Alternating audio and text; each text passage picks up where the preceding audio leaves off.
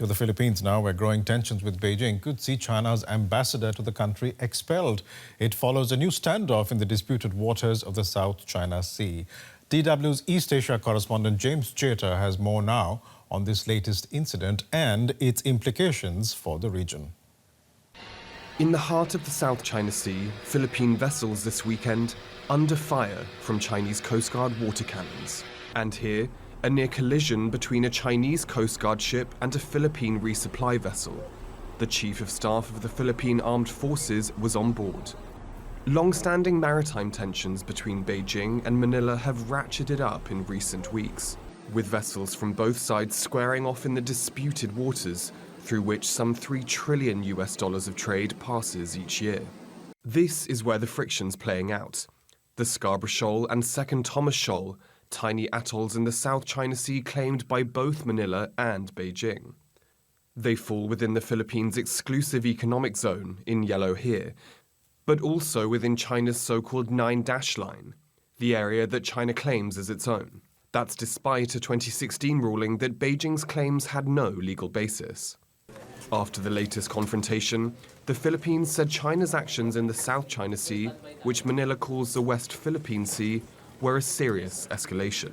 We continue to call on China to be a responsible member of the international community and abide by its commitments, desist from undertaking actions that violate Philippine sovereignty, sovereign rights and jurisdiction in the West Philippine Sea. But Beijing immediately rebutted the accusation, saying the Philippines was infringing on China's sovereignty. China urges the Philippines to cease its violations and provocations, to stop its unwarranted attacks, and to refrain from acts that undermine peace in the South China Sea. For Beijing, such acts include Manila strengthening military ties with the US, here conducting joint patrols last month. Philippine President Ferdinand Marcos Jr., on the right here, has been more assertive than his predecessor in confronting China's maritime claims, leading some to fear the South China Sea, and not the Taiwan Strait, could pose the greatest threat to stability in Asia. In recent years, concerns about regional conflict have largely centered on China's claims to here, Taiwan. But with the United States treaty bound to protect the Philippines, there are concerns any escalation between Manila and Beijing could be what actually draws Washington's hand, and not China's increasingly aggressive maneuvers around Taiwan. What we're seeing is that the Indo-Pacific region is increasingly becoming a theater for superpowers to play their games with one another. And this is unfortunate for small countries or weaker countries who have legitimate national security interests to protect and defend. The South China Sea is yet another flashpoint in a region marked by geopolitical friction. The latest confrontation between the Philippines and China, a stark reminder of the delicate balancing act all parties in the region must perform. And let's get more from political analyst Richard Hedarian joining me from Manila. Richard, there have been confrontations between Chinese and Filipino vessels in the same area before, but is what we have seen over the weekend an escalation?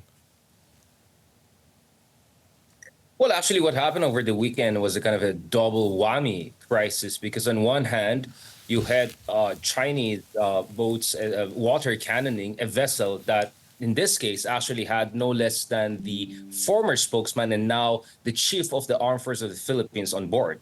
So if an incident had happened there, if the Philippine military chief was injured, then we could have looked at a very perilous situation. At the same time, there was a Christmas convoy of a civil society group aboard a civilian vessel, which was supposed to go into the area in order to show its support and solidarity with the Filipino soldiers and to somehow support the Philippine claims in the area. That boat was actually intimidated by a number of Chinese warships, not just Coast Guard vessels or militia, but warships. So you had two incidents at the same time happening over the weekend, and it's clear China is trying to signal to the Philippines that it is willing to take the initiative, it is willing to risk direct armed conflict, and it's also challenging the United States in terms of its alliance commitments to the Philippines.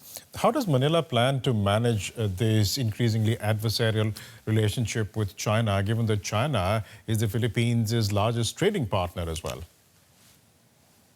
Well, I mean, China is the largest trading partner of a lot of countries in the region. It doesn't say really much because, in fact, China earns more out of its trade with the Philippines than the other way around. It's really investment that matters, high quality investment, and that's something that did not come. We didn't have a debt trap with China. We had a pledge trap. China promised $24 billion in investments to previous President Rodrigo Duterte. Really not much came in, and not to mention the militarization and harassment in South China Sea continued. Now, as far as the Philippines is concerned, it wants a good relationship with China, but it doesn't want that under conditions of subjugation. It wants to negotiate with China, a potential compromise, but from a position of strength. So Right. under President Marcos Jr., the Philippines has been doubling down its alliances and its presence in the area in order to have that leverage and better position of negotiation. Briefly, Richard, speaking of this position of strength, what is the extent to which the Philippines is prepared to go to defend its claims in the South China Sea?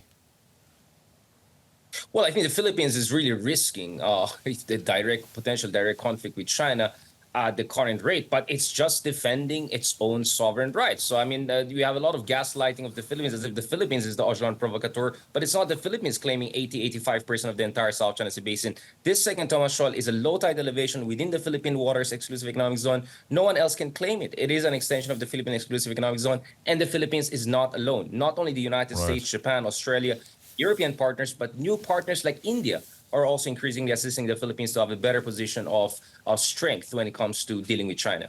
Always a pleasure talking to you, Richard. Thanks so much for today. Pleasure.